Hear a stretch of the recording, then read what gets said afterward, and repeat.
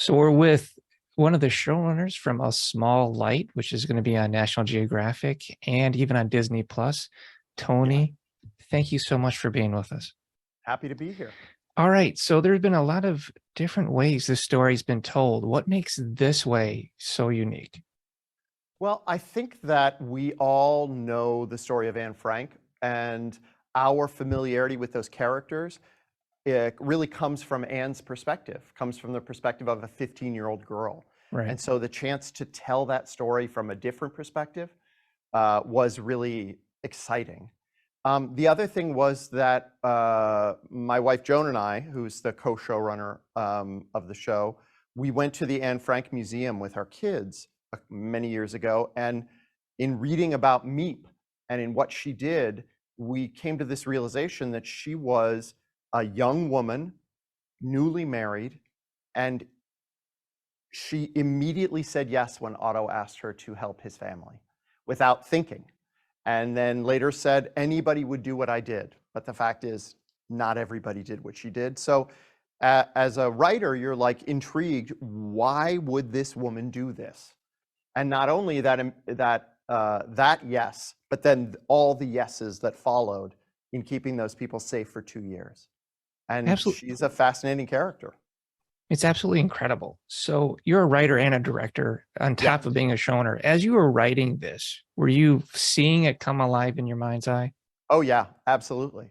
Absolutely. And it's interesting because we had to, only could shoot in Amsterdam for 2 weeks.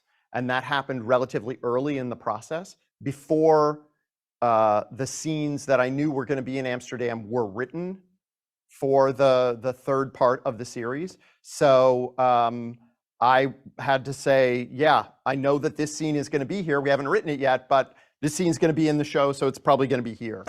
But I find as a showrunner and a director, it's very helpful to wear both those hats, because you're choosing scenes based on how visual and where they fit into the storytelling. And that really guides you as a writer. Amazing. So after people watch this show and they go back to their daily life, when they think of this show, what is the thoughts you want running through their mind? What are you trying to say?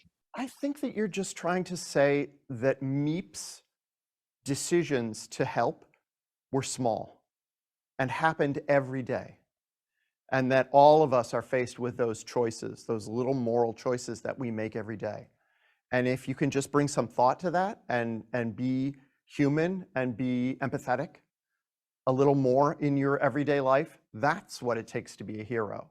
Not big grand gestures, but just these little moments of helping others. And I think right now we need to hear a story like this. Yeah, yeah. It was very much on our minds, especially coming through COVID and with the amount of dissension and division there is in the country. Telling stories that are inspirational and that are funny and relatable, I think is important. Tony, my final question, because we don't have a lot of time. Is there anything I should have asked you that I didn't? Uh, no, just that it was a joy to make this, and we worked with amazing people, and it's one of the few things that Joan and I have done in our careers where everybody was 1,000% committed to telling the story in the most true way we possibly could.